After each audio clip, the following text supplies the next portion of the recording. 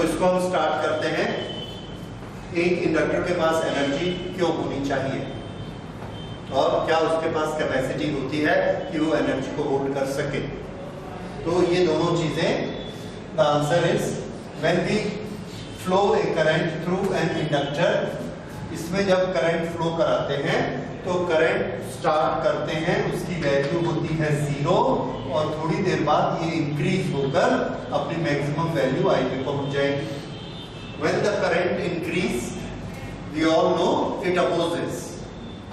इसका मेथड क्या है अपोज करने का कि ये एक उल्टा ईएमएफ बनाता है। उस ईएमएफ के अगेंस्ट में ये आई को फ्लो कराना पड़ता है। कौन कराता है? बैटरी। जो हमने सेल लगाया है उस सेल के पास एनर्जी है, ईएमएफ है और वो चार्जेस को पुश करके इसमें भेजती है। ये अपोज कर रहा है फिर भी वो चार्जेस को भेजती है। तो एक फोर्स के अगेंस्ट उसने चार्जेस को ऐसे डिस्प्लेस किया। There is a force, there is a displacement of charges, work is done. अगर वर्क डन हुआ तो किसी ने एनर्जी खर्च की, तो वो एनर्जी किसने खर्च की? बैटरी ने, सेल ने। अगर उसने ये एनर्जी खर्च की तो वो एनर्जी कहाँ गई? आंसर है वो एनर्जी यहाँ पर ट्रांसफर हो गई और वो इसके पास स्टोर हो गई। और स्टोर किस फॉर्म में होती है? तो आंसर है वो स्टोर होती है मैग्नेटिक फील्ड के फॉर्म में। बी, ये जो मैग्नेटिक फील्ड इसमें बनता है, दिस स्टोर्स एनर्जी। ओके, हमने ये वर्क किया। इसका प्रूफ क्या है कि इसके पास एनर्जी स्टोर हो गई? इसका प्रूफ ये है कि अगर हमने इसको यहां बैटरी से स्विच ऑन करके इसने अपोजिट ईएमएफ बनाया, उसके बाद अगर हम बैटरी को स्विच ऑफ कर दें, स्विच ऑफ करें और यहां पर हम एक बल्ब लगा दें। हमने बैटरी स्विच ऑफ कर दी, लेकिन हम ये देखते हैं कि ये सर्किट में है तो ये बल्ब बड़े जोर से जलता है, जोर से जलता है, बहुत लाइट देता है थोड़ी देर तक, उसके बाद बंद हो जाता है। तो वो जो उसने लाइट दी, बैटरी ऑफ हो चुकी है, तो उसको किसने एनर्जी दी होगी? एक ही एलिमेंट बीच में है, दैट इज इंडक्टर। तो उसको एनर्जी किससे मिली? इंडक्टर से। इसने क्या प्रूफ किया कि इंडक्टर एनर्जी को होल्ड कर सकता है। ठीक है, सो वो एनर्जी हमने कैलकुलेट करनी है कि वो एनर्जी कितनी होती है। तो दो चीजें याद रखेंगे, पहले एनर्जी को होल्ड कर सकता है इंडक्टर, दूसरा एनर्जी कहां होल्ड करता है? तो आंसर है वो अपने मैग्नेटिक फील्ड में एनर्जी को होल्ड करता है। कैपेसिटर के बारे में हम लोग पढ़ चुके हैं। जब हम एक कैपेसिटर को कनेक्ट करते हैं बैटरी से और स्विच ऑन करते हैं, तो यहां से पॉजिटिव चार्जेस यहां जाते हैं और इसके पास एक एनर्जी इकट्ठी हो जाती है। ये एक एनर्जी होल्ड करता है और इसके बारे में हम इलेक्ट्रोस्टैटिक्स में पढ़ चुके हैं कि ये एनर्जी कितनी होती है? Half CV²। This is electrical energy. अब यहां पर इसके पास इसकी जो इलेक्ट्रिकल एनर्जी है, ये कौन से फील्ड में रहती है? Electric field. इस इलेक्ट्रिक फील्ड के कारण एनर्जी है, फील्ड खत्म, एनर्जी खत्म। यहां पर जो एनर्जी है वो करंट के कारण है, करंट ने मैग्नेटिक फील्ड बनाया है, तो एनर्जी मैग्नेटिक फील्ड के कारण है और वो एनर्जी इस इंडक्टर के पास होती है। फॉर्मूला हम अभी उसका निकालते हैं, राइट। तो इस तरह से एनर्जी इलेक्ट्रिक फील्ड में रह सकती है, रखता कौन है? कैपेसिटर। एनर्जी मैग्नेटिक फील्ड में रह सकती है, कौन रखता है? एक कॉइल या इंडक्टर। कॉइल को ही इंडक्टर कहेंगे क्योंकि उसमें करंट फ्लो होने से मैग्नेटिक फील्ड बनता है। ये एनर्जी इलेक्ट्रिक फील्ड में रहती है और ये मैग्नेटिक फील्ड में रहती है। इसका मेजरमेंट हम वोल्टेज से करते हैं और थोड़ी देर में आपको पता लगेगा कि इसका मेजरमेंट हम करंट से करते हैं, क्योंकि मैग्नेटिक फील्ड कौन बनाता है? करंट। और इसमें Q का फॉर्मूला क्या है? C/V। तो इसमें एनर्जी V के कारण, इसमें एनर्जी I के कारण। ओके, तो ये दोनों के पास एनर्जी होती है। अब इसका एनर्जी का फॉर्मूला, इसमें जो हम वर्क करेंगे, if there is a rise of current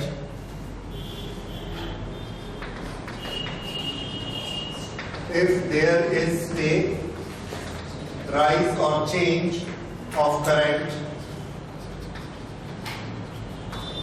in inductor, it opposes the change, therefore work has to be done on it to pass the current.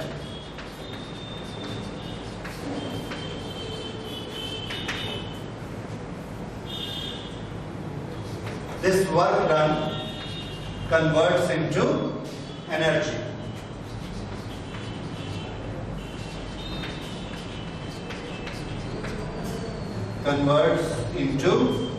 Work done कौन करता है? So we can write this work done by the source.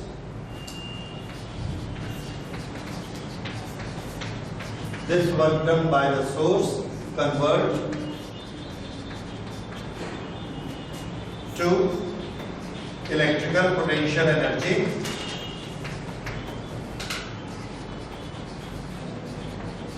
of inductor. Electrical potential energy of inductor.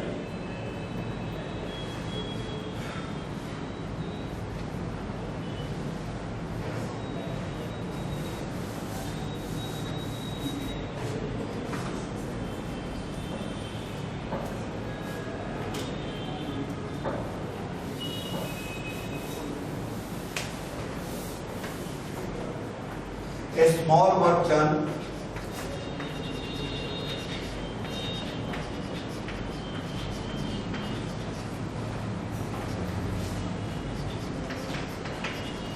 in time dt at an instant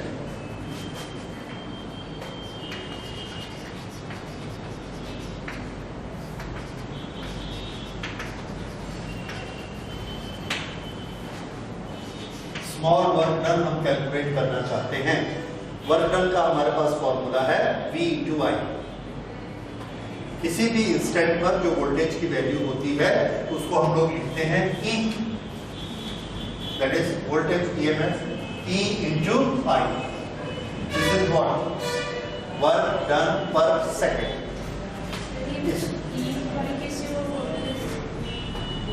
Yes, V का formula क्या है? Yes, you all agree? Okay. तो V को ही हम क्या लिख रहे हैं? EMF, E. So work done is equal to Q into E. Now work done per unit time कितना हो जाएगा? Q E upon T upon T. Q upon T क्या होता है? I. So this is E into I is equal to work done per unit time. इस time को यहाँ ले आइए और जितना टाइम देंगे उतने टाइम का क्या निकलेगा? वर्क। तो वर्क का फॉर्मूला क्या बना? E into I into T। अगर हमने टाइम t की बजाय एक छोटा सा इंस्टेंट लिया dt, क्यों? इसलिए लेते हैं क्योंकि इसमें हर इंस्टेंट पर e की वैल्यू चेंज हो सकती है, हर इंस्टेंट पर i की वैल्यू चेंज हो सकती है। इसलिए इसमें हम इंस्टेंटेनियस रिजल्ट्स निकालेंगे और बाद में उसको इंटीग्रेट करके टोटल रिजल्ट निकालेंगे। Okay, so small work done dW is equal to E into I into dt. Yes. W is equal to EIT, so dW is EI into dt. Okay, this is a small work done in the time period dt.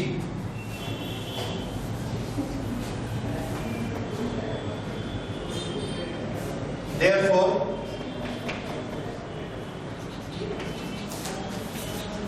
work done to raise the current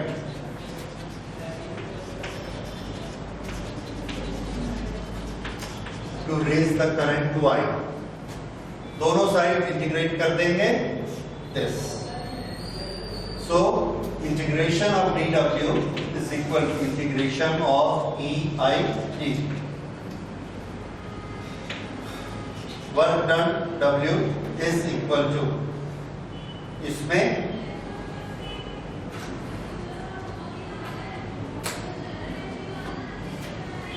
E को हम inductor के reference में E का हमको एक formula मालूम है, E developed across inductor is given by E is equal to L di by dt.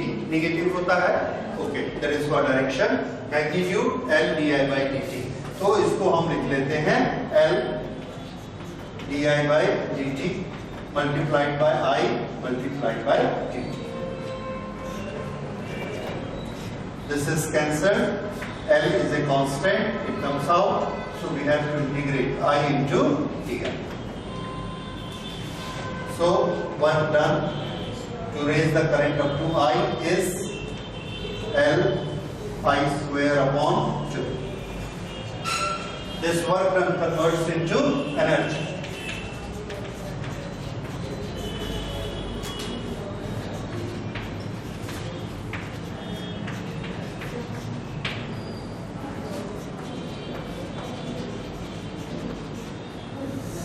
This work done converts to energy. So energy U due to magnetic field is equal to half L I square.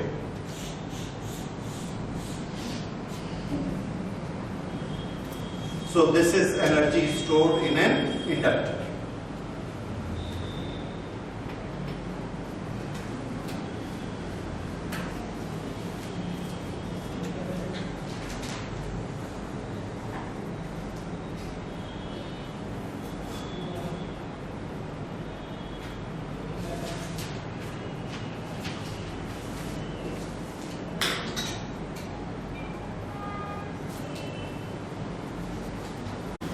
आज हम लोग एक नया phenomena start करेंगे, LC oscillations. जिस तरह से आपने एक सेलेक्टर सर्किट पढ़ा था and that was very important circuit in communication, उसी तरह से LC oscillations is a very important phenomena और इसके बिना हम इलेक्ट्रॉनिक्स के बारे में सोच भी नहीं सकते। ओके, तो अब देखते हैं एलसी ऑसिलेशंस क्या होते हैं। ऑसिलेशंस जब हम बोलेंगे तो ऑसिलेशन हम सबने पढ़ा हुआ है, एक object to and fro motion करता है तो ये ऑसिलेशन कर रहा है। तो इसमें क्या चीज होगी जो टू एंड फ्रो मोशन करेगी? तो हमारा आंसर है एक सर्किट में हर चीज टू एंड फ्रो मोशन करती है। टू एंड फ्रो मोशन का मतलब क्या है? एक बार करंट इधर फ्लो होना, एक बार करंट इधर फ्लो होना, दिस इज ऑसिलेशन।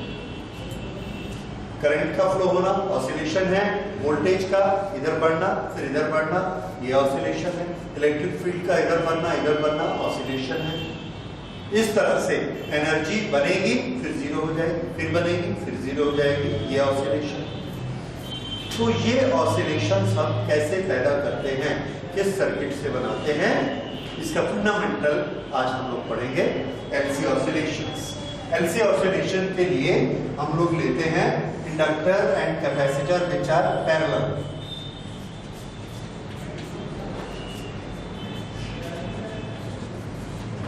पिछली बार हमने कैसे लिए थे? Series selector circuit. यहां पर दोनों को कैसे लेंगे? पैरेलल। ओके, एक हमारे पास इंडक्टर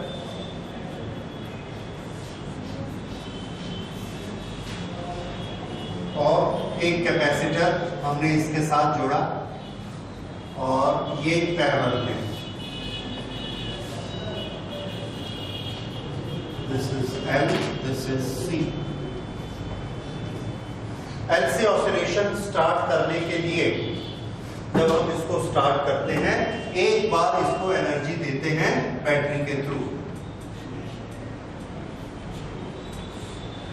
ये हमने यहां से स्विच ऑन किया, ऑन करके ऑफ कर दिया, ऑन करके ऑफ किया। जैसे ही इसको ऑन करते हैं यहां से ये चार्जेस ऐसा भेजता है, करंट भेजता है। इसका नेचर क्या है? करंट को अपोज करना। ये अपोज करता है लेकिन कैपेसिटर अपोज नहीं करता, वो चार्जेस को आने देता है। तो यहां पर हमने देखा चार्जेस यहां इकट्ठे हो गए लाइक दिस। ये अभी मैं क्वांटिटी इंडिकेट कर रहा हूं बाय इंडिकेटिंग 4। ये इसका चार्ज फुल हो गया, ये यहां पर हो गया, ओके। ये अब हमने स्विच ऑफ कर दिया। जब हमने इसको स्विच ऑफ कर दिया तो ये इसको एनर्जी का गिव एंड टेक नहीं कर सकता और यहां से कोई चार्ज इधर से नहीं जा सकता because there is a break. अब इसका रोल नहीं है, ओके। तो ये हमारे पास एक सिस्टम है, L and C are parallel to each other और C के पास इलेक्ट्रिक चार्जेस हैं। और क्या क्या है C के पास? C के पास इलेक्ट्रिक फील्ड है प्लस से माइनस, यहां पर इलेक्ट्रिक फील्ड बनता है। C के पास इलेक्ट्रिकल एनर्जी है क्योंकि इसमें पोटेंशियल डिफरेंस है तो हाफ CV² इसके पास पोटेंशियल एनर्जी है। U इलेक्ट्रिकल, ये भी है इसके पास और इसके पास पोटेंशियल डिफरेंस तो है ही है। अच्छा, इस समय इस सर्किट में कितनी करंट है? So for the very first instant the current in the circuit is 0। Electric field यहां पर कैसा है? E is equal to E max. और इस डायरेक्शन को अगर हम पॉजिटिव मानते हैं तो इसका साइन क्या लेंगे? Plus E max. इस समय इस सर्किट में मैग्नेटिक फील्ड यहां पर कितना है? 0। इसके पास इलेक्ट्रिकल एनर्जी कितनी है? तो आंसर है full. Electrical energy is full. Full को हम ऐसे दिखाते हैं, फुल। और मैग्नेटिक एनर्जी भी ये नहीं है इसके पास, this is 0। So this is full and this is 0। ये सिचुएशन है 1 2 3 4 5। अगर आप कहीं पर वोल्टेज देखना चाहते हैं तो let us take these 2 points. Potential difference here, potential difference V, ये यहां पर हमको कैसे मिलेगा? प्लस और मैक्सिमम, ये यहां, ठीक है। मान लीजिए यहां से हमने 2 तार निकाले तो इन दोनों का पोटेंशियल डिफरेंस अभी कैसा दिखेगा? मैक्सिमम। अब इसके तुरंत बाद क्या होता है? ये पॉजिटिव चार्जेस हैं, ये निगेटिव चार्जेस हैं और ये एक कंडक्टर है। तो सब पॉजिटिव चार्जेस कहां जाएंगे? निगेटिव चार्जेस की तरफ। अगर पॉजिटिव चार्जेस निगेटिव चार्जेस की तरफ जाएंगे तो चार्जेस का फ्लो होना क्या बनाता है? Electric current. तो यहां से एक इलेक्ट्रिक करंट फ्लो होती है और करंट जब स्टार्ट होती है तो इसकी वैल्यू बढ़ते जाती है, इंडक्टर में से जाएगी। जब करंट इंडक्टर में से फ्लो करती है, किसी कॉइल में से करंट जाएगी तो उसमें मैग्नेटिक फील्ड बनेगा, मैग्नेटिक फ्लक्स इसके साथ लिंक होगा, सेल्फ इंडक्टेंस काम करेगा और इसके पास एनर्जी आ जाएगी। ओके, तो इसके बाद दिस इज 1, दिस इज 2,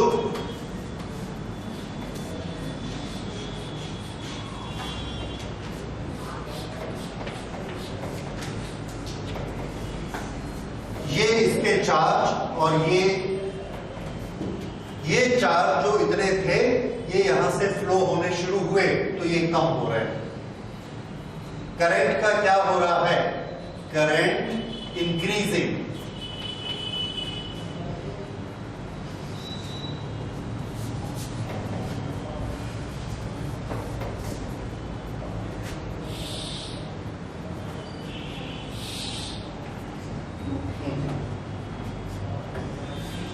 यहां से जब चार्ज फ्लो होते हैं तो I इंक्रीज होगा, ये इस डायरेक्शन में। जब इसमें I फ्लो होता है तो इसके अंदर एक मैग्नेटिक फील्ड बनना स्टार्ट होता है। B राइज, E डिक्रीज,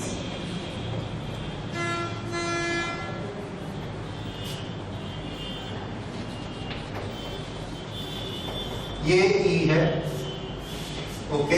ये जो E था ये डिक्रीज हो रहा है। ये ऐसा कंटिन्यू होते जाता है और फाइनली क्या होगा कि इस इसका अच्छा एनर्जी कैसी है, एनर्जी इलेक्ट्रिकल और एनर्जी मैग्नेटिक, दोनों एनर्जी है, दोनों एनर्जी है, लेकिन दोनों कैसी है, कम। ये वाली एनर्जी कम हो रही है और ये वाली एनर्जी इंक्रीज हो रही है। इसके बाद इसकी थर्ड स्टेज आती है, उस थर्ड स्टेज में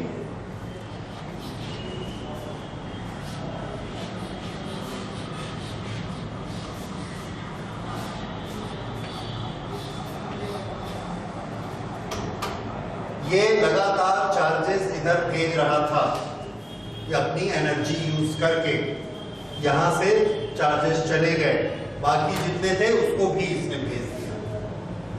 और ये जो चार्जेस हैं, अब इसके पास चार्जेस कैसे हो गए, जीरो। जब ये फुल चार्जेस भेज देता है तो ये करंट भी कैसी हो जाएगी, I maximum, I is maximum. उस समय इसका मैग्नेटिक फील्ड 1 2 3 4 और इलेक्ट्रिक फील्ड 0। तो B कैसा हो गया, B मैक्सिमम, E 0 और I मैक्सिमम। मैक्सिमम किस डायरेक्शन में, प्लस। ओके, अब इलेक्ट्रिक एनर्जी कितनी हो गई, 0 और मैग्नेटिक फील्ड की एनर्जी कैसी हो गई, फुल। अब इसके पास चार्ज खत्म हो गया। अगर चार्ज खत्म हो गया और चार्ज नहीं भेज रहा तो करंट का क्या होगा, the answer is current will start coming down. अब ये करंट कम होने लगती है। जब ये करंट कम होती है तो क्या होता है, हमको इंडक्टर का नेचर मालूम है कि वो चेंज पसंद नहीं करता, इसलिए अगर करंट कम होती है तो उसको पसंद नहीं आता, तो वो क्या चाहता है, करंट अपनी पुरानी वैल्यू बनाए रखे, इसलिए वो करंट को सपोर्ट करता है और अपनी एनर्जी लगाकर चार्जेस को फ्लो कराता है। अभी तक वो क्या कर रहा था, बढ़ती हुई करंट को अपोज कर रहा था, लेकिन अब करंट बढ़ नहीं रही है, अब क्या हो रहा है, करंट को कम हो रही है। तो जब करंट डिक्रीज होती है तो ये अपनी एनर्जी को यूज करके उस करंट को इंक्रीज करता है, करंट को इंक्रीज करेगा और चार्जेस को इधर भेजेगा। ये इसने चार्जेस को इधर भेजा, अपनी एनर्जी यूज की। अगर इसने अपनी एनर्जी यूज कर ली तो इसकी एनर्जी क्या हो जाएगी, फॉल हो जाएगी, there will be a decrease in the energy. ये इसने एनर्जी यूज की और चार्जेस को इधर ढकेल दिया। जब इसने चार्जेस को इधर ढकेला तो चार्जेस कहां आ जाएंगे, इस प्लेट तक आ जाएंगे, उसके बाद ये गैप है, यहां आके रुक जाएंगे। तो हम क्या देखते हैं, यहां पर ये दो चार्ज आ गए इधर से, और इसके सामने इंडक्शन से ये दो चार्ज आ गए, लेकिन इसकी एनर्जी खर्च होते जा रही है। अगर इसकी एनर्जी खर्च हो रही है तो करंट का क्या होगा, करंट कम होते जाएगी, तो करंट डिक्रीज, करंट डिक्रीज होती है। ओके,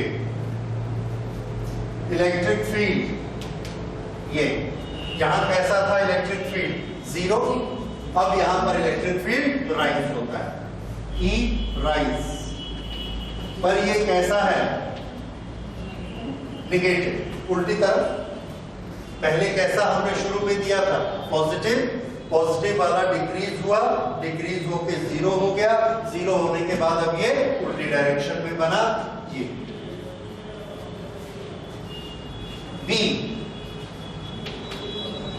बी को देखिए, 0 बढ़ा, मैक्सिमम हुआ, और मैक्सिमम से ये क्या हो गया, डिक्रीज, सो बी डिक्रीज।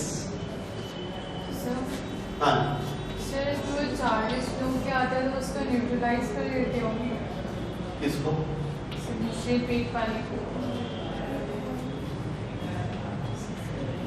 किसको न्यूट्रलाइज, सर वो वहाँ से पॉजिटिव चार्ज निकला, वो कैपेसिटर में से सर। इस कैपेसिटर से पॉजिटिव चार्ज निकला, फिर वहाँ से आके वो वहाँ जाते होंगे नेगेटिव प्लेट में। Negative plate. ओके, सर तो उसको यूटिलाइज कर लेते हैं। तो ये जो नेगेटिव चार्जेस हैं ये इधर जाते हैं।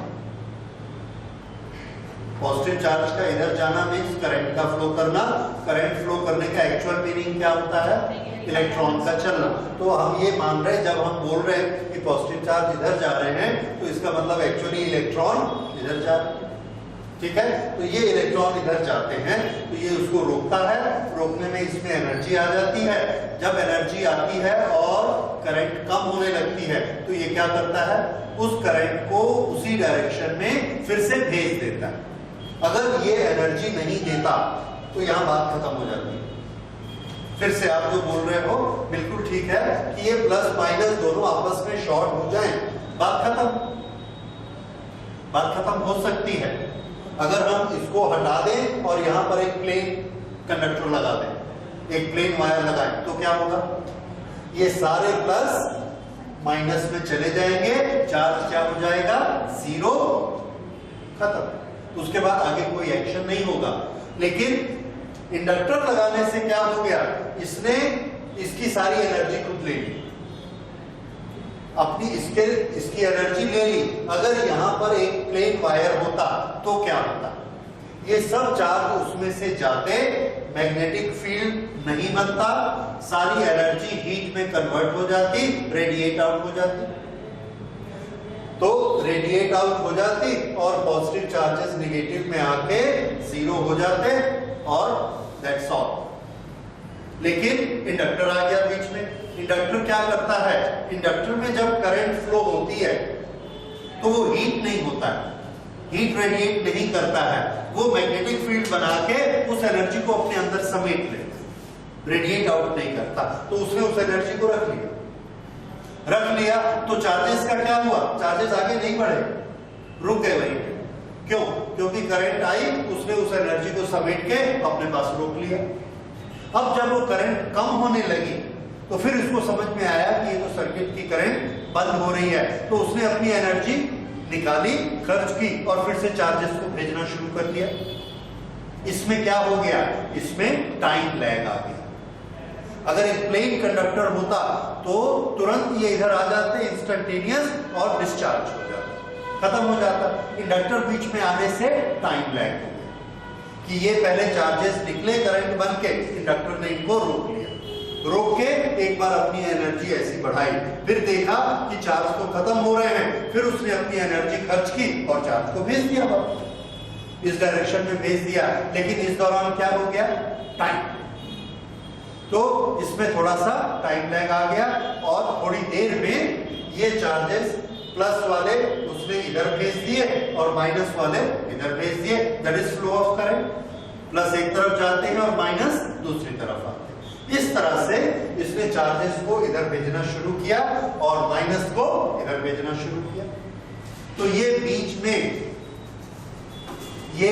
बीच में एनर्जी इसने स्टोर करके रखी, किस फॉर्म में? मैग्नेटिक फील्ड के फॉर्म। ठीक है, और ये एनर्जी रेडिएट आउट नहीं हुई। अगर प्लेन कंडक्टर होता तो क्या होता? हीट बन के रेडिएट हो जाती, उसकी जगह हम बल्ब लगाते तो हीट बन के रेडिएट हो जाती। लेकिन इसमें हीट नहीं बनी, इसमें क्या बनी? मैग्नेटिक फील्ड, हाफ Li², जो हमने अभी पढ़ा, तो उसके फॉर्म में बनी और एनर्जी रखी। और वो एनर्जी क्या काम करती है? जो ईएमएफ काम करता है। ईएमएफ क्या काम करता है? चार्जेस को रोटेट करा सकता है। तो इसके पास भी एनर्जी है, इसने भी चार्जेस को रोटेट कराया।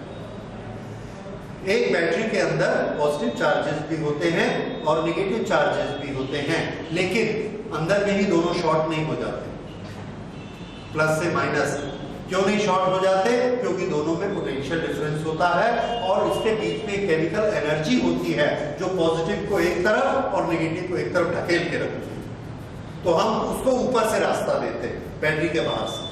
बैटरी के बाहर से हमने बल्ब लगाया, उसको रास्ता दिया, तो पॉजिटिव चार्जेस ऐसा गए, नेगेटिव ऐसा गए, और बीच में उन्होंने वर्क किया। तब जाके वो डिस्चार्ज होती है बैटरी। तो डिस्चार्ज होने के लिए हमें एक्सटर्नल रास्ता चुनना है। यहां पर भी ये क्या हो गया कि हमने इसको एनर्जी दी, तो ये एनर्जी का वही रोल है जो बैटरी के पास ईएमएफ वाली एनर्जी का होता है। यानी इसने दोनों चार्जेस को प्लस और माइनस को होल्ड किया, प्लस को एक तरफ ढकेल दिया और माइनस को एक तरफ ढकेल दिया, तो प्लस इधर आ गए और माइनस इधर आ गए। अभी भी इसके पास एनर्जी बाकी है और इस एनर्जी से पूरी एनर्जी इसने खर्च करके पूरे चार्जेस को इधर भेज दिया। 1 2 3 4 1 2 3। अब मैग्नेटिक फील्ड कैसा हो गया? 0 और इलेक्ट्रिक फील्ड कैसा हो गया? फुल। अब इसके पास और भेजने के लिए एनर्जी नहीं है।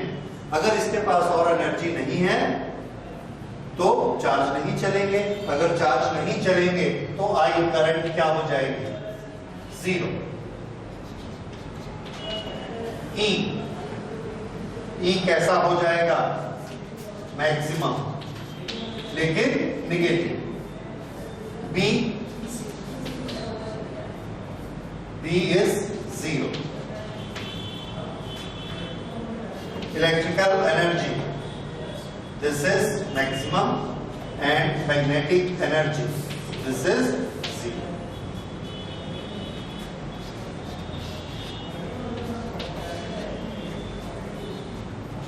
अब ये वाली सिचुएशन पहली सिचुएशन से ठीक उल्टी सिचुएशन आ गई। यहाँ प्लस माइनस इधर था, अब प्लस इधर माइनस इधर, तो यहाँ पर पॉजिटिव पोटेंशियल था और यहाँ निगेटिव। अब इधर पॉजिटिव हो गया और इधर निगेटिव वोल्टेज। ओके, ये सारी चीजें हमने इसकी चेक कर ली। अब इसके बाद कुछ होगा कि नहीं होगा? तो आंसर है ये प्लस है, ये माइनस है और ये बीच में कंडक्टर। वही कहानी फिर से है उल्टी तरफ से। ये प्लस किधर जाते डिस्चार्ज होने के लिए? माइनस की तरफ। इधर बीच से तो नहीं जा सकते।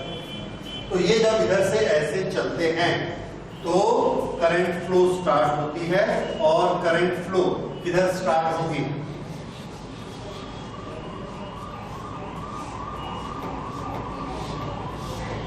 ये इस डायरेक्शन, ये दिख रहा है पहले वाली डायरेक्शन। ये अब प्लस इधर से उठेंगे और किधर जाएंगे? माइनस की तरफ। तो ये करंट की डायरेक्शन है, which is a reverse direction of the previous direction. तो I जो कि 0 हो चुका था फिर से राइज करता है, लेकिन किस डायरेक्शन में? निगेटिव। तो ये निगेटिव डायरेक्शन में राइज करता है। ओके, अब जैसे ही करंट इसमें पहुंचने लगती है ये क्या बनाता है? ये मैग्नेटिक फील्ड, और इसका इलेक्ट्रिक फील्ड वीक हो जाता है।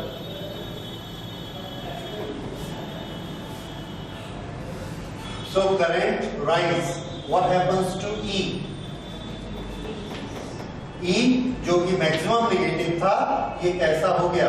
डिक्रीज है, अभी भी निगेटिव। बी का क्या हुआ? इंक्रीज। किस तरफ? Reverse direction. क्योंकि पहले कैसा था इस डायरेक्शन में जब पहले इंक्रीज हो रहा था, अब इंक्रीज हो रही है, करंट की डायरेक्शन उल्टी हो गई तो बी की डायरेक्शन भी उल्टी हो गई। और इसके बाद एनर्जी इलेक्ट्रिकल और magnetic. Electrical energy is this and magnetic energy is this. इस तरह से दोनों में एनर्जी बराबर बराबर रहती है।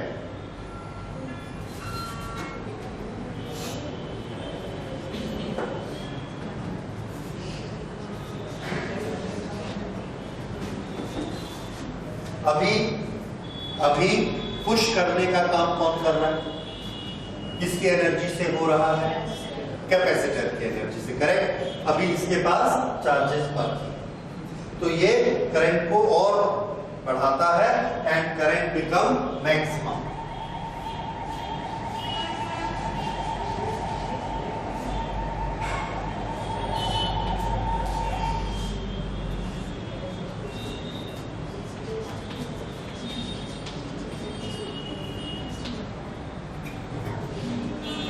ये मैक्सिमम करंट के कारण इसका मैग्नेटिक फील्ड भी मैक्सिमम हो जाता है, ये इसका मैग्नेटिक फील्ड, और उसके चार्जेस की एनर्जी खत्म हो जाती है।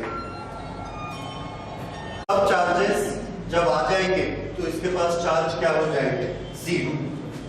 करंट उस समय कैसी होगी, मैक्सिमम, और इस समय करंट मैक्सिमम है तो B की वैल्यू भी कैसी होगी, मैक्सिमम। इसके चार्ज निकल चुके हैं तो E की वैल्यू क्या हो जाएगी, जीरो, और एनर्जी अब किसके पास है,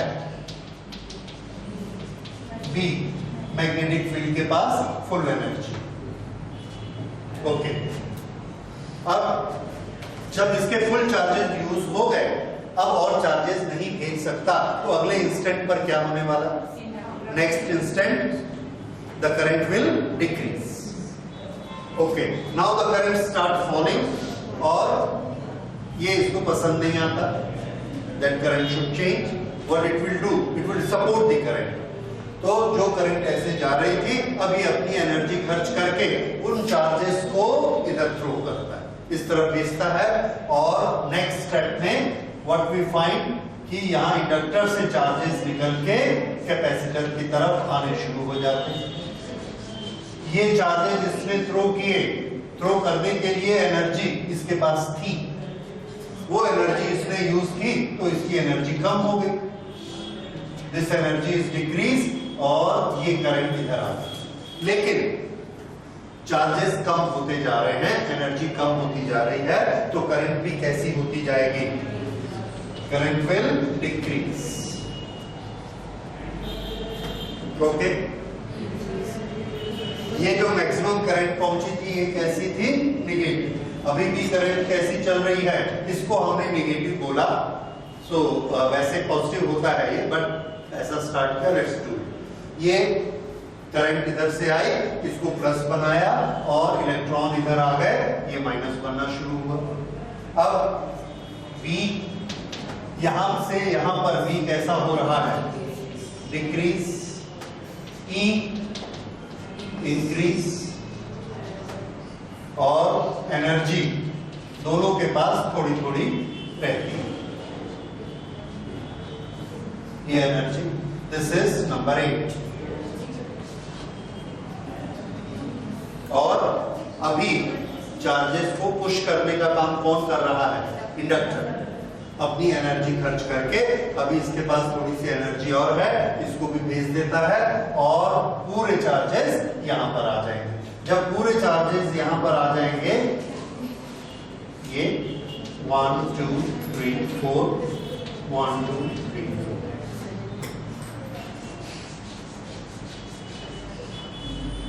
इसकी एनर्जी खत्म, नो मैग्नेटिक फील्ड, और ये पूरा इलेक्ट्रिक फील्ड बन गया। अब पूरे चार्जेस इधर आ चुके हैं, तो करंट कितनी हो जाएगी, zero. Current has become zero, current zero, और बी भी कैसा है, डिक्रीज होते होते जीरो। ई कैसा हो गया, मैक्सिमम, और एनर्जी, इलेक्ट्रिकल एनर्जी फुल, और मैग्नेटिक एनर्जी जीरो। अब ये जो नंबर 9 है, ये देखिए नंबर 1, वही चीज है एग्जैक्टली। इसका ये मतलब है कि हमारी प्रोसेस कितने स्टेप तक गई, 8, और नंबर 9 में कौन सा स्टेप आ गया, number 1। So this is also number 9. So 1 to 8 कितने स्टेप होते हैं, और उसके बाद फिर से नंबर 1। तो आप इसको 8 स्टेप मान सकते हैं, 4 स्टेप मान सकते हैं, 2 स्टेप मान सकते हैं, एक बार चार्जेस इधर, एक बार इधर। अब ये टोटल वर्क जो हुआ, जिसमें ये अपनी पुरानी पोजीशन पे आ गया, this is completion of 1 cycle of oscillation. 1 cycle of oscillation क्या होता है, एक ऑब्जेक्ट यहां से ऑसिलेट करता है, यहां जाएगा, फिर यहां आएगा, फिर यहां आएगा, फिर यहां आएगा। दिस इज 1 ऑसिलेशन, 1 2 3 4, ये उसके 4 पार्ट होते हैं। उस 4 को भी हमने और आधा आधा करके स्टडी किया, उसको 8 पार्ट्स में स्टडी किया। अच्छा, अब यहां पर एक एक आइटम को देखिए। Number 1 current. इस करंट का यहां हम ग्राफ बनाते हैं छोटा सा। शुरू में करंट कैसी है? 0। उसके बाद ये करंट कैसी हुई? इंक्रीज, और इंक्रीज होके कहां पहुंची? मैक्सिमम। इंक्रीज होके मैक्सिमम यहां पहुंची। उसके बाद फिर ये क्या हो गई? डिक्रीज, और डिक्रीज होके 0। ये यहां से डिक्रीज हुई और डिक्रीज होके अगले स्टेप में 0। टाइम बीतते जा रहा है। 0 होने के बाद फिर दोबारा राइज होनी शुरू करती है नेगेटिव। रीजन हम लोग सब पहले पढ़ चुके हैं, इसलिए रीजन अब दोबारा नहीं बोलेंगे।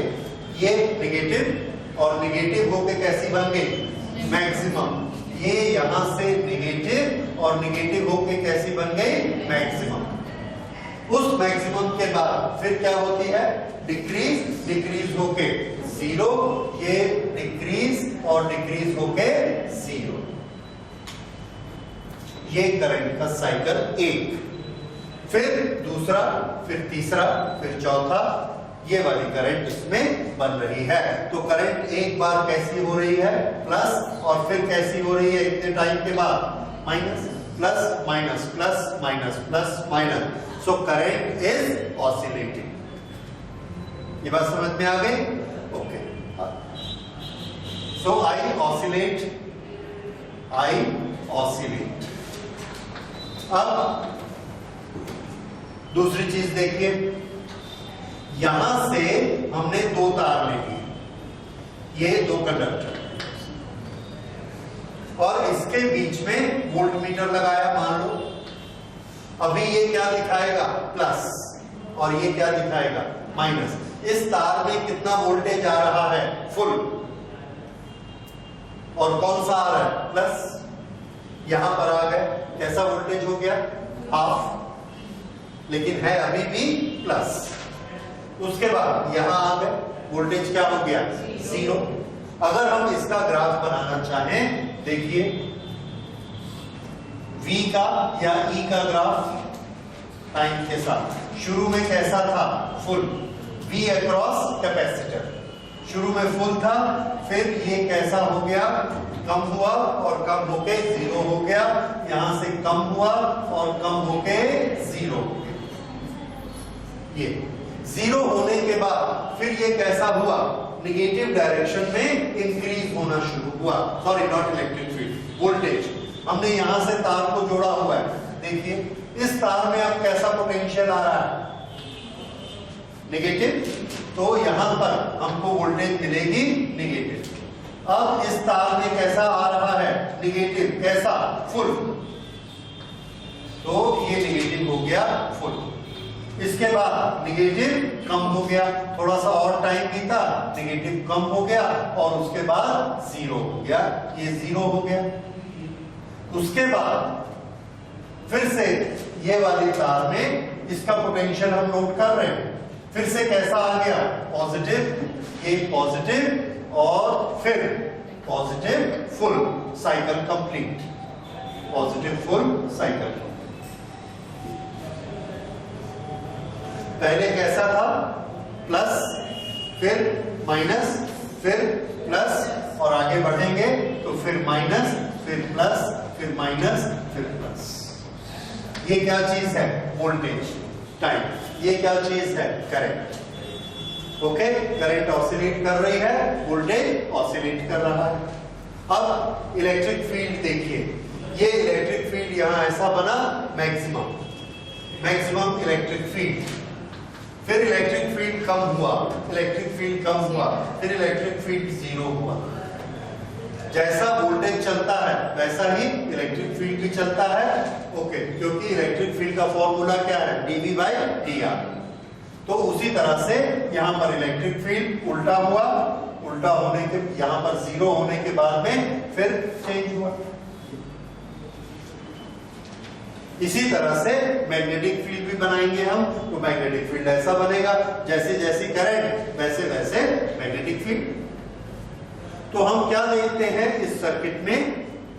इलेक्ट्रिक करंट ऑसिलेट करती है, एक बार ऐसे फ्लो करेगी, एक बार ऐसे फ्लो करेगी, एक बार क्लॉकवाइज, एक बार anti clockwise. Electric field oscillate करता है, मैग्नेटिक फील्ड ऑसिलेट करता है, वोल्टेज ऑसिलेट करती है, एनर्जी ऑसिलेट करती है, इलेक्ट्रिकल एनर्जी ऑसिलेट करती है और मैग्नेटिक एनर्जी भी ऑसिलेट करती है। सारी की सारी फिजिकल क्वांटिटी सभी ऑसिलेट करती है। इसलिए इस सर्किट का नाम क्या है? LC ऑसिलेशन या ऑसिलेटिंग सर्किट। ठीक है, तो इस तरह से चार्जेस को हम ऑसिलेट करा सकते हैं और उसके साथ ये सब चीजें ऑसिलेट होंगी। ठीक है, तो ये है इसकी वर्किंग। लेकिन इससे होता क्या है? अगर हम चार्जेस को ऑसिलेट कराएंगे तो हमें क्या मिलता है, क्या फायदा होता है, क्या एप्लीकेशन है इसका? तो एप्लीकेशन को थोड़ा समझिए। This is very important application. इसको हम लोग यूज करते हैं। ओके, हमने यहां पर एनर्जी किससे दी थी? सेल से, बैटरी से। बैटरी कैसी एनर्जी देती है? एसी या डीसी? कैसी करंट देती है? डीसी। बैटरी कैसी देती है? डीसी। ओके, अब यहां पर हमने ये तार लगाया हुआ है, ये दो, इसके बीच में ये वोल्ट मीटर लगाया हुआ है। यहां पर अभी क्या बनता है? प्लस। फिर यहां पर क्या बनता है? माइनस। फिर यहां पर क्या बनता है? प्लस। फिर यहां क्या बनता है? माइनस। लेफ्ट साइड में तो हम क्या देखते हैं? लेफ्ट में एक बार प्लस बना, फिर माइनस बना, फिर प्लस बना, फिर माइनस बना। करंट एक बार ऐसे जा रही है, फिर आधा टाइम ऐसे जा रही है, फिर आधा ऐसे, फिर आधा ऐसे। ये किसकी कैरेक्टरिस्टिक है? एसी। तो हम अगर यहां से आउटपुट लें या यहां से आउटपुट करंट का लें तो हमको करंट और वोल्टेज कैसी मिलेगी? एसी नेचर की मिलेगी। जबकि हमने सप्लाई क्या किया? डीसी। ठीक है, लेकिन आप ये सोच सकते हैं कि एसी हमको लगातार कैसे मिलेगी? डीसी तो हमने कब से बंद कर दी। तो हम अभी उसका प्रिंसिपल पढ़ रहे हैं।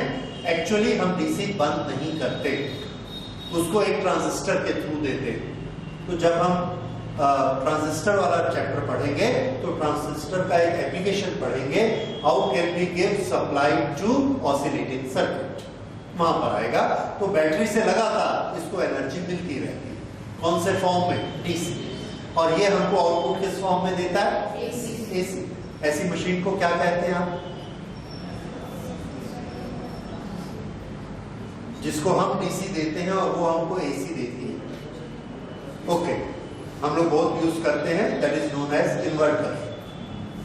घरों में लगा रहता है इन्वर्टर, उसको एनर्जी किससे मिलती है? बैटरी से। और उससे हम अपना पंखा ट्यूबलाइट चलाते हैं, जबकि ये किससे ऑपरेट होते हैं? एसी से। मतलब उसका आउटपुट कैसा है?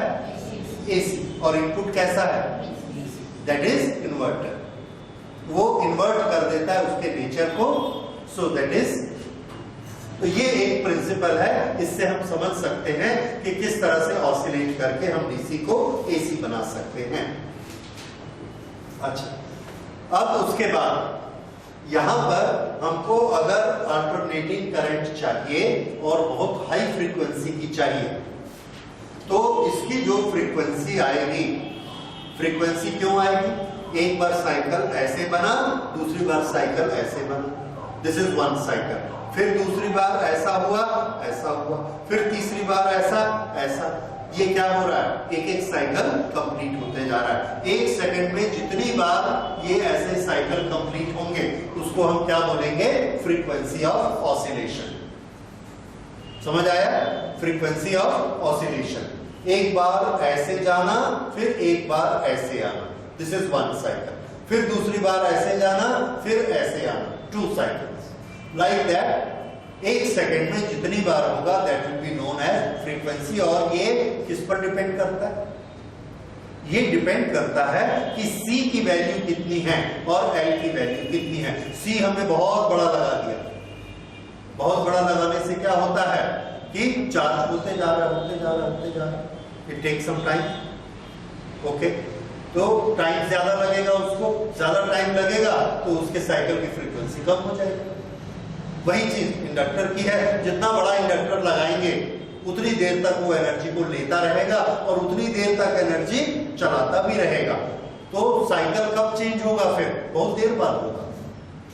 इस तरह से इसका एक हमने फॉर्मुलेशन किया, कैलकुलेशन की। वो कैलकुलेशन अभी हमारे सिलेबस में नहीं है, बट इसकी जो फ्रीक्वेंसी है, angular frequency, that is found to be 1/√LC। और ये हमको भी समझ में आ रहा है, जितना L और C बड़ा होगा उतनी फ्रीक्वेंसी कम होगी। फ्रीक्वेंसी कम होगी यानी टाइम पीरियड ज्यादा होगा। और डायमेंशन से आप मिलाएंगे, ये डायमेंशन से मिल जाएगा, तो आप डायमेंशन से इसको बना सकते हैं। जैसे शुरू में आपने 11th में क्वेश्चन किए थे, that frequency of A oscillating circuit depends upon L and C। Find out the formula और उसको बनाइए उससे अपना डायमेंशन से, और आप देखेंगे L और C दोनों की पावर -12 आती है। We get this formula simply. So this is what frequency of oscillations. Note कर लीजिए, frequency of oscillation, that is angular frequency. और एंगुलर फ्रीक्वेंसी किसके बराबर होती है? 2πf। तो f कितना हुआ? 1/2π√LC।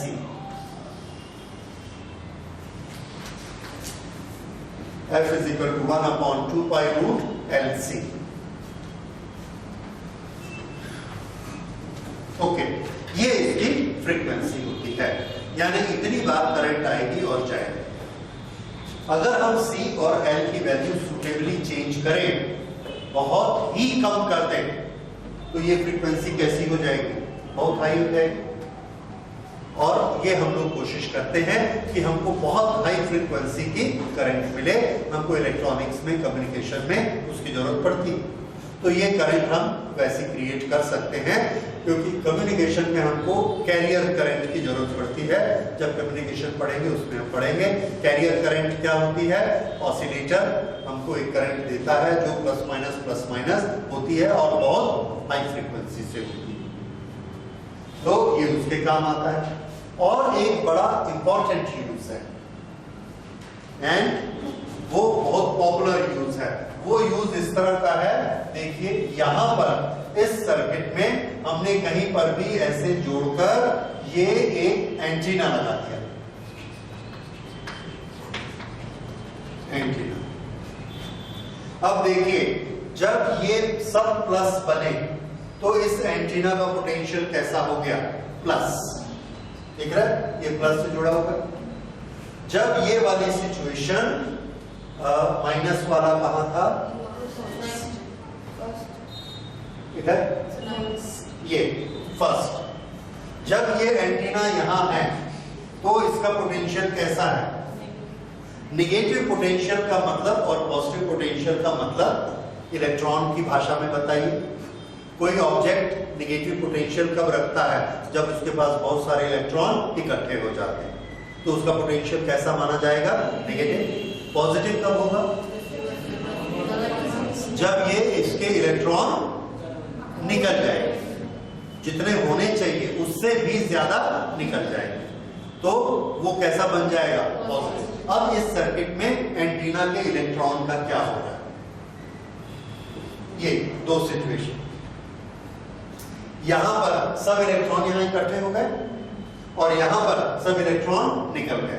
अब इस एंटीना की बात करिए, इलेक्ट्रॉन ऐसे आए, फिर इलेक्ट्रॉन नीचे चले गए, फिर यहां से इलेक्ट्रॉन ऐसे आए, फिर यहां से नीचे चले गए। इलेक्ट्रॉन का मूव करना, ऑसिलेट करना, that is what? Current. That is current. और कैसी करंट है? ऑसिलेटिंग। अच्छा, ये जो इलेक्ट्रॉन या चार्जेस हैं, जब इसमें ऐसा जाते हैं फिर ऐसा जाते हैं, is it a uniform motion और एक्सेलरेटेड मोशन? कैसे आप सोचेंगे इसको? आप ऐसा सोचेंगे कि इसका मोशन का नाम हम अभी बार बार क्या बोल रहे हैं? ऑसिलेशन। ऑसिलेटरी मोशन कैसा मोशन होता है? यूनिफॉर्म की एक्सेलरेटेड? बहुत दिन हो गया क्लास 11 पास किया। ऑसिलेशंस ऐसे होते हैं, देखिए यहां पहुंचा, वेलोसिटी कितनी है 0, बीच में आया तो वेलोसिटी मैक्सिमम, फिर किनारे पे what is happening to velocity changing, so it is a accelerated motion. तो ऑसिलेशन कैसा होता है, एक्सीलरेटेड मोशन। तो इसमें जो चार्जेस ऐसा ऊपर उठते हैं और फिर नीचे आते हैं, ये कैसा मोशन कर रहे हैं, एक्सीलरेटेड। और एक्सीलरेटेड मोशन जब चार्ज में होता है तो एक बड़ी स्पेशल चीज पैदा होती है जो आप लोग अगले चैप्टर में पढ़ेंगे, और वो चीज हमारे बहुत यूज की है, सब हम उसको यूज कर रहे हैं। तो इलेक्ट्रॉन क्या पैदा कर सकता है, नंबर 1, 3 स्टेप हैं, अगले चैप्टर में पढ़ना है, अभी से भी पढ़ सकते हैं। एक इलेक्ट्रॉन खड़ा हुआ है, वो अपने चारों तरफ क्या बनाता है, इलेक्ट्रिक फील्ड बनाता है। एक इलेक्ट्रॉन ऐसे मूव कर रहा है, यस, इलेक्ट्रिक फील्ड बनाएगा ही, प्लस साथ में क्या बनाएगा, मैग्नेटिक फील्ड भी बनाएगा। उसके पास क्या है, v वेलोसिटी, ठीक है। अब एक इलेक्ट्रॉन एक्सीलरेट कर रहा है, दोनों फील्ड तो वो बना चुका, इलेक्ट्रिक फील्ड भी और मैग्नेटिक फील्ड भी। अब वो एक्सीलरेट कर रहा है, एक्सीलरेट में क्या होता है, अभी उसके पास एक v है, अब 2 v हो गए, v प्लस v, यही एक्सीलरेशन होता है। फिर यहां आ गया तो 3 v हो गए, एक v और हो गया, दैट इज एक्सीलरेशन। तो जब उसके v बढ़ते हैं तो वो क्या करेगा, तो देखिए एक v के कारण उसने क्या बनाया, इलेक्ट्रिक फील्ड और मैग्नेटिक फील्ड, फिर एक दूसरा v और आ गया तो उसने एक और इलेक्ट्रिक फील्ड और मैग्नेटिक फील्ड बनाया यहीं पे। तो पुराने का क्या हुआ, तो पहले का जो इलेक्ट्रिक मैग्नेटिक फील्ड बनाया, जैसे ये दूसरा बनाता है ये पहले वाले को ढकेल देते हैं और दूसरा बन गया वहां पे। जब दूसरा ऐसा बना तो उसकी वेलोसिटी 3v हो गई। वो जो तीसरा v आया उसने क्या किया, एक और इलेक्ट्रिक फील्ड और मैग्नेटिक फील्ड बनाया, इसने बाकी दोनों को ढकेल दिया। इस तरह से जब इलेक्ट्रिक चार्ज एक्सीलरेट होता है तो वो इलेक्ट्रिक फील्ड और मैग्नेटिक फील्ड न सिर्फ बनाता है, उनको ढकेल के दूर भेजता है, और ये बन जाती है इलेक्ट्रोमैग्नेटिक वेव्स। एक चलने की उसमें कैरेक्टरिस्टिक आ जाती है। अदरवाइज अगर करंट फ्लो हो रही है चार्ज मूव करने के कारण तो मैग्नेटिक फील्ड बनता है, और मैग्नेटिक फील्ड वहीं का वहीं रहता है, कहीं जाता नहीं, बस वहीं बना हुआ। एक चार्ज के कारण इलेक्ट्रिक फील्ड बनता है, वहीं रहता है, कहीं जाता नहीं। पर अगर हम चार्ज को एक्सीलरेट कर दें तो वो क्या करेगा, फिर वो इलेक्ट्रिक और मैग्नेटिक फील्ड को पुश करके भेजना शुरू कर देगा, और उसका नाम हम रखेंगे इलेक्ट्रोमैग्नेटिक वेव। वो काम यहाँ पे होता है। क्यों, क्योंकि अभी हमने देखा कि यहाँ का चार्ज कैसा होता है, एक्सीलरेट। तो एक्सीलरेट होने से वो इसके यहां से इलेक्ट्रिक फील्ड और मैग्नेटिक फील्ड को भेजता है इस तरह से, और ये है EM वेव्स। इस तरह से इलेक्ट्रोमैग्नेटिक वेव्स ट्रांसमिट होती हैं। This has become a transmitter. ये जो इलेक्ट्रोमैग्नेटिक वेव्स जाती हैं यहां से, इसकी फ्रीक्वेंसी कितनी बार इसमें फ्रीक्वेंसी होगी, आंसर है जितनी बार डायरेक्शन चेंज करता है। तो जो फ्रीक्वेंसी इस सर्किट की है वही फ्रीक्वेंसी किसकी होगी, इलेक्ट्रोमैग्नेटिक वेव की होगी, और वो फ्रीक्वेंसी कितनी होती है, 1/√L। इस फ्रीक्वेंसी की इलेक्ट्रोमैग्नेटिक वेव बन के निकलती है। क्या करते हैं हम इलेक्ट्रोमैग्नेटिक वेव का, ओके, हम अपने मोबाइल में इलेक्ट्रोमैग्नेटिक वेव को पकड़ते हैं। हमारे मोबाइल में भी ऐसा ही एंटीना लगा है, ये हम कम्युनिकेशन में इसको पढ़ेंगे कि ये जब हमारे एंटीना में आएंगी तो इसके इलेक्ट्रॉन को क्या करेगी, वाइब्रेट कराएगी। ये वाइब्रेशन से पैदा हुई है और इनमें इलेक्ट्रिक फील्ड आएगा तो क्या करेगा, जब एक एंटीना में इलेक्ट्रिक फील्ड ऐसा बना तो सब इलेक्ट्रॉन इधर चले जाएंगे, और जब इलेक्ट्रिक फील्ड ऐसा बनेगा तो सब इलेक्ट्रॉन नीचे जाएंगे। तो ये अगर 1 सेकेंड में 1,00,000 बार ऊपर नीचे होता है तो ये भी 1,00,000 बार ऊपर नीचे होंगे। ये अगर 2,00,000 बार होता है तो ये भी 2,00,000 बार होंगे। तो ये दोनों आपस में कैसे हो गए, ट्यून। इस तरह से यहां का जो सिग्नल है वो यहां तक पहुंच गया। कौन लेके आया? Electromagnetic wave. इलेक्ट्रोमैग्नेटिक वेव किसने बनाई? एंटीना ने। एंटीना को अल्टरनेटिंग ईएमएफ किसने दिया? Oscillating EMF LC oscillating circuit ने दिया। और ये जो इलेक्ट्रोमैग्नेटिक वेव है यही हमारे कम्युनिकेशन की जान है। ये पूरा हमारा सिस्टम, मोबाइल का सिस्टम, वायरलेस सिस्टम, सब किस पे चल रहा है? इलेक्ट्रोमैग्नेटिक वेव्स पे। और ये इलेक्ट्रोमैग्नेटिक वेव हम एलसी ऑसिलेशन से बनाते हैं। जैसे ही आप अपने मोबाइल को स्विच ऑन करते हैं उसके अंदर एक एलसी ऑसिलेटरी सर्किट है, वो स्विच ऑन हो जाता है। वो स्विच ऑन होता है और वेव्स बना के भेजना शुरू कर देता है। वो जो वेव्स जाती हैं चारों तरफ फैलती है और जो नियरेस्ट टावर होता है उस टावर में जाकर वो टावर उनको रिसीव करता है अपने एलसीआर सर्किट से। उसको रिसीव करके कनेक्शन कर लेता है। जैसे ही कनेक्शन होता है आप एक नंबर डायल करते हैं, उस नंबर से उस टावर को पता लग जाता है कि किस फ्रीक्वेंसी से आप बात करना चाहते हैं।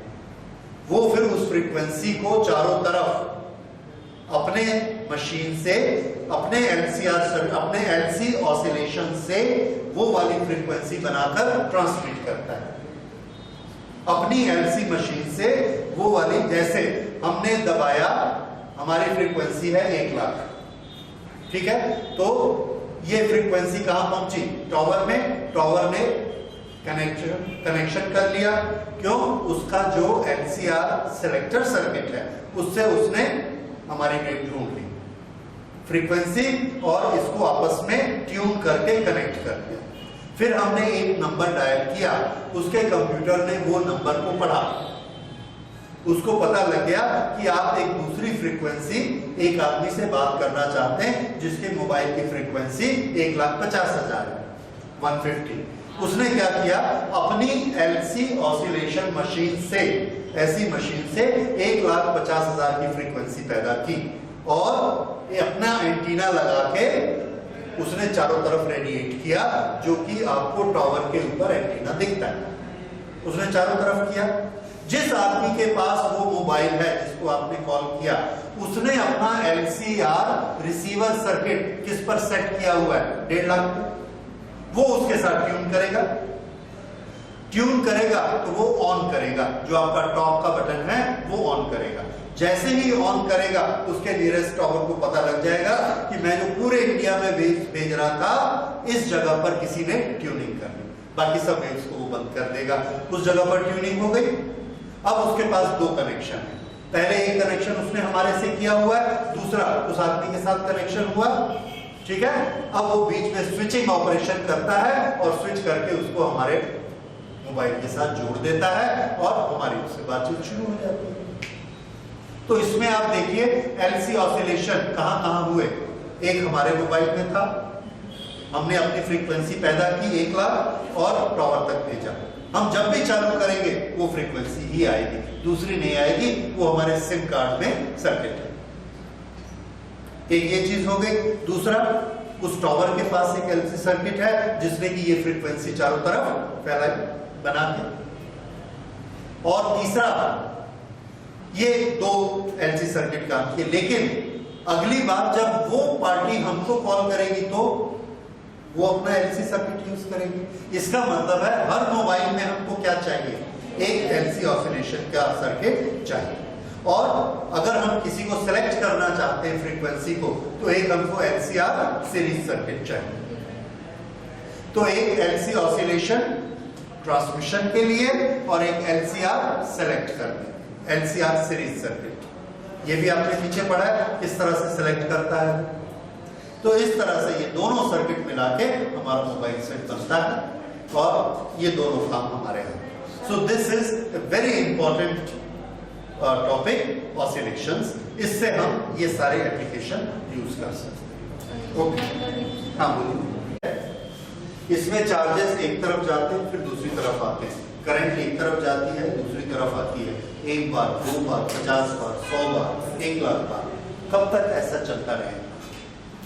क्या ये इन्फिनिट टाइम तक चलता रहेगा? एक बार हमने ऑन कर दिया तो क्या हमेशा ऑसिलेशन होते रहेंगे? आंसर इज नो, नहीं होगा।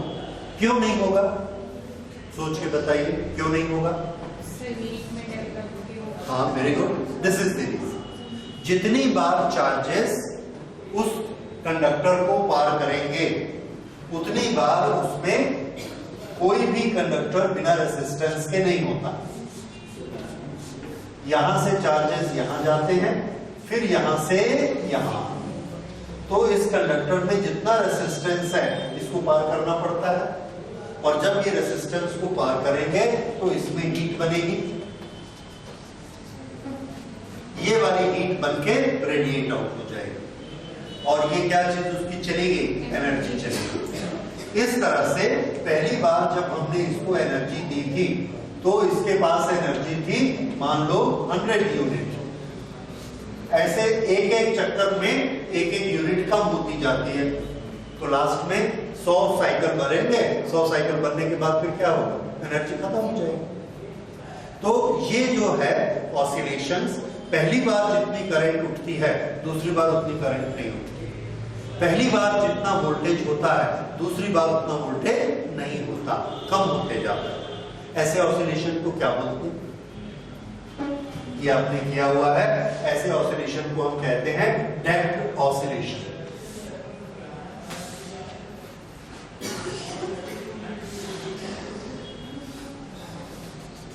ये वोल्टेज है, पहले ऑसिलेशन में इतनी वोल्टेज, दूसरे में फिर इतनी, तीसरे में फिर इतनी, चौथे में फिर इतनी।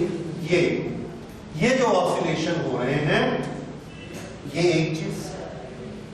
दूसरा केस क्या है?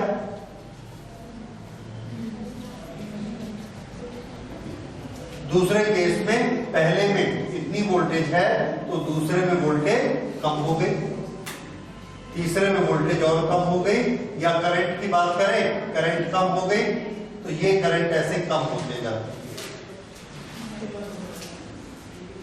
और फाइनली जीरो हो जाता है।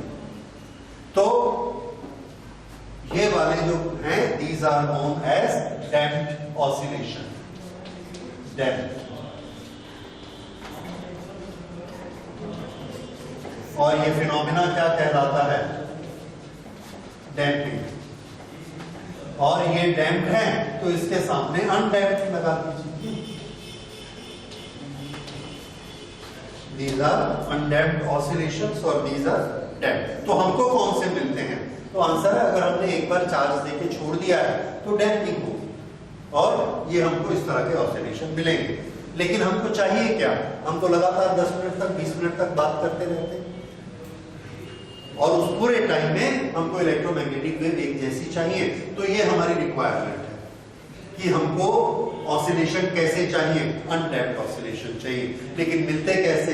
ऐसे। तो ऐसे ऑसिलेशन को इसमें कन्वर्ट करने के लिए हमें क्या चाहिए? तो आंसर है ऐसे ऑसिलेशन को इसमें कन्वर्ट करने के लिए ये वोल्टेज, वोल्ट क्या होता है? Work done, energy. इसकी एनर्जी इतनी कम हो गई है तो हमको इसको इतनी एनर्जी देनी चाहिए, इसको इतनी एनर्जी देनी चाहिए। ये एनर्जी देने के लिए हम एक ट्रांजिस्टर लगा हुआ, बैटरी लगा हुआ सर्किट यूज करते हैं। बैटरी और ट्रांजिस्टर, ठीक है? That is known as transistor to be used as oscillator. ये हम लोग ट्रांजिस्टर वाले सर्किट में पढ़ेंगे। उसमें जाके फिर ये चीज आएगी कि इसको हम ऐसा बनाना चाहते हैं, ठीक है? सो these are damped oscillation, undamped oscillations।